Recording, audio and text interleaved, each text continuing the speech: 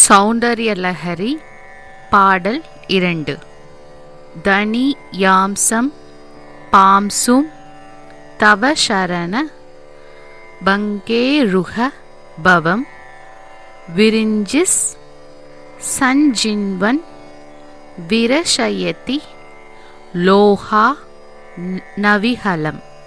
தனி யாம்சம் பாம்சும் தவ சரண பங்கேருஹபவம் விரிஞ்சிஸ் சஞ்சின்வன் விரஷயதி லோஹா நவிஹலம்.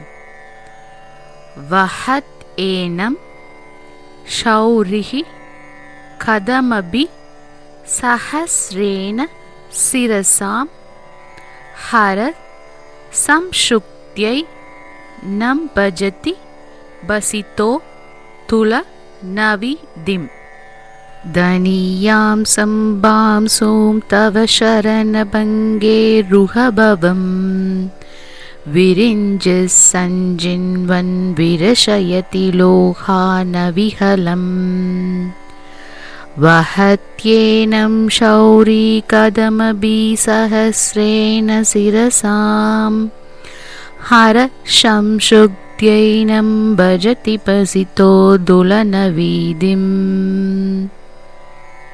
தனியாம் சம்பாம் சோம் தவ சரண பங்கேருஹபவம் விரிஞ்சிஸ் சஞ்சின்வன் விரஷயதி லோஹா நவிஹலம்.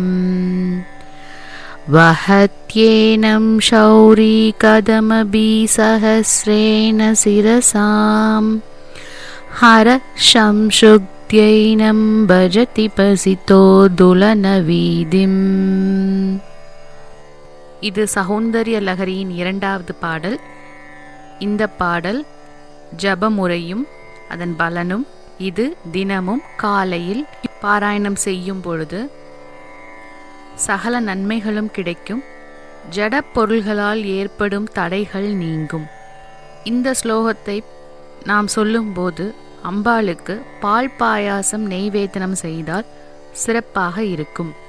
இந்த ஸ்லோகத்தின் தமிழ் அர்த்தம்: அம்மையே, தாமரை மலர்களைப் போன்ற சிவந்த உன் திருவடிகள், அதிலிருந்து எழும் துளியை சேர்த்து வைத்து கொண்டு பிரம்மா விசாலமாக 14 உலகங்களையும் படைக்கின்றார். அதுபோலவே மகாவிஷ்ணுவும் 14 உலகையும் ஆதிசேஷன் என்னும் முருவில் வைத்து தாங்கிக் கொண்டிருக்கிறார். பரமசிவனும் மும்மூர்த்திகளையும் இந்த ஸ்லோகத்தில் குறிப்பிடுகிறார்.